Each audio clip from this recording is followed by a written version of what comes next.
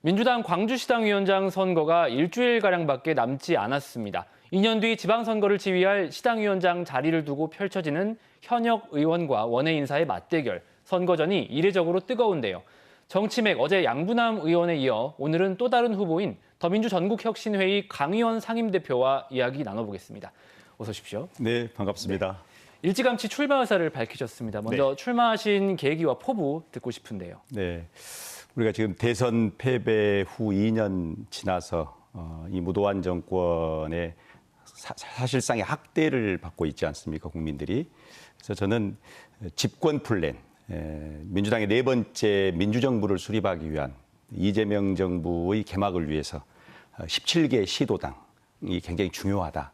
그래서 광주에서 그 시당을 혁명에 준하는 어떤 혁신시당으로 만들기 위해서 일찌감치 포부를 밝히고 출마에 나섰습니다.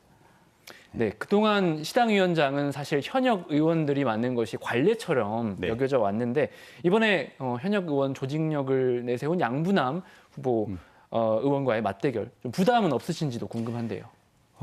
부담되지요. 현역 의원들의 조직력 또는 또 총선이 끝난 지 얼마 안 됐기 때문에 또 다른 현역 의원들과의 지금 연합을 이루고 있습니다. 그래서 굉장히 부담은 되는데요. 그러나 저는 이제 보이지 않는 당원들의 힘을 믿습니다.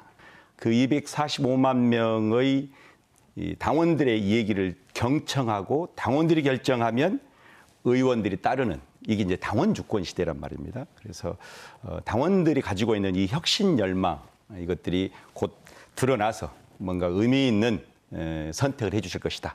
그래서 의원들의 마음인 의심보다 당원들의 마음은 당심이 더 크고, 그 당원들의 마음을 움직이는 게 민심이다 싶어서 그 당심과 민심을 믿고 열심히 지금 선거운동하고 있습니다. 네, 그렇다면 양부남 후보와 비교할 때 강의원 대표만의 강점은 어떤 걸 스스로 꼽아보시겠습니까? 저는 일찌감치 지난 20년 동안 여러 단체를 만들고 조직하고 운영하고, 그다음에 경기도에서는 이재명 대표와 함께 경기도 농수산진흥원 공공기관을 운영한 바가 있습니다. 시당도 조직이자 단체입니다. 갈등을 어떻게 조절하고 그것을 모델로 만드는가, 이런 실력이 있어야 되거든요. 그래서 저는 제가 걸어왔던 과거의 모든 족적은 대부분 전국적 모델이 되어 있습니다. 그래서 단언컨대 광주시당을 그런 전국적 모델 표상으로, 혁신의 상징으로 만들겠다, 이런 각오를 다지고 있습니다. 네, 광주시당을 혁신적으로 좀 만들어 보겠다라는 포부 밝히셨는데, 시당위원장 선거에서 가장 중요한 게 권리당원 표심 아니겠습니까? 그렇습니다. 특히 이번 선거에서는 권리당원 투표 반영 비율이 높아졌는데 이 변화가 좀 어떻게 받아들이실지 또 궁금하거든요. 과거에는 국회의원들이 대부분 의사결정을 했고, 그 밑에 있는 시의원, 구의원, 그리고 그들과 함께 하고 있는 당원들이 대체로 지역위원장 뜻이 무엇이냐, 이렇게 해서 늘 추종했단 말입니다. 그건 민주정당이 아니었던 것이죠. 그래서 특히나 이재명 대표 체제에서 당을 의원 중심의 원내정당에서 당원 중심의 대중정당으로 전환하자, 굉장히 바람직한 변화고요. 가령 인천 같은 경우에는 삼선 의원을 꺾고 지역위원장도 아닌 원외에서 지금 인천 시당위원장에 당선됐습니다. 다른 지역들도 지금 이변들이 속출하고 있거든요. 때늦은 감은 있지만 이제 민주당의 대전환이 시작됐다. 이제는 광주에서 그것을 완성할 때가 됐다. 이렇게 말씀드리고 싶습니다. 네, 말씀 들어보면 계속 강조하시는 핵심 키워드가 당원, 그리고 당원 중심의 시당 운영인데요. 어떤 구체적인 계획이 있으신지도 궁금하거든요. 이제는 모든 의사결정에서 당원의 뜻을 물으라는 겁니다. 그래서 당원 총회를 일상화해야 됩니다. 그다음에 모든 의사결정에서 당원 투표를 일상화해야 됩니다. 이제는 공천권을 당원에게 줘야 한다. 당원에게 인정받는 사람, 그리고 광주에서는 특히나 광주의 많은 시민들이 민주당을 사랑하고 있기 때문에 시민들에게 인정받는 사람, 그런 실력 있는 사람, 헌신하는 사람들이 선출직 공직자로 나설 수 있는 그런 새로운 시스템을 바꾸는 것, 이게 지금 새로운 혁신시당의 하나의 큰 과제다, 이렇게 말씀을 드리고 싶습니다.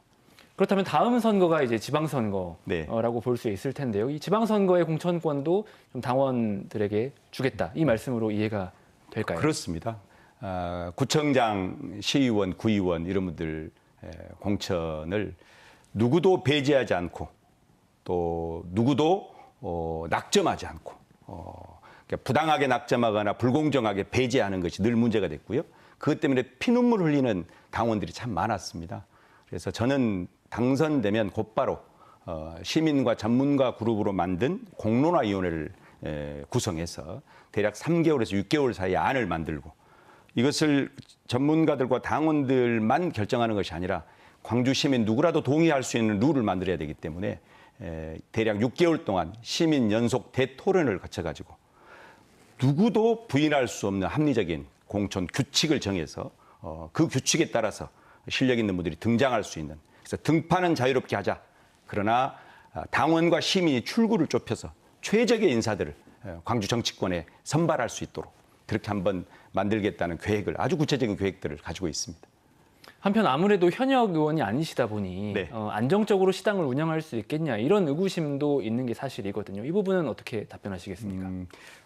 한 번도 안 해봤기 때문에 그런 오해나 불안이 있을 수 있습니다. 그러나 저는 이제 민주당의 시도당 위원장은 원외에서 맡는 것이 맞다 싶습니다. 365일 출근이 가능하고요. 현역 의원들은 어찌됐든 국회에서 국정 운영의 중심에 서서 호남 정치를 복원시키고 광주의 정치를 빛내는 분들이 돼야 되거든요. 시당 운영은 당원들 중심으로 끊임없이 당원들을 눈물로 만나고 시민들을 무릎 꿇고 만나는 그런 시당위원장.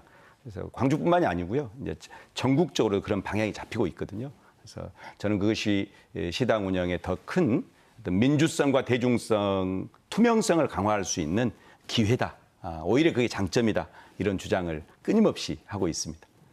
네, 오늘 말씀 여기까지 듣겠습니다. 네. 고맙습니다. 고맙습니다. 네, 지금까지 광주시당 위원장 후보로 나선 더민주 전국혁신회의 강의원 상임대표 만나봤습니다.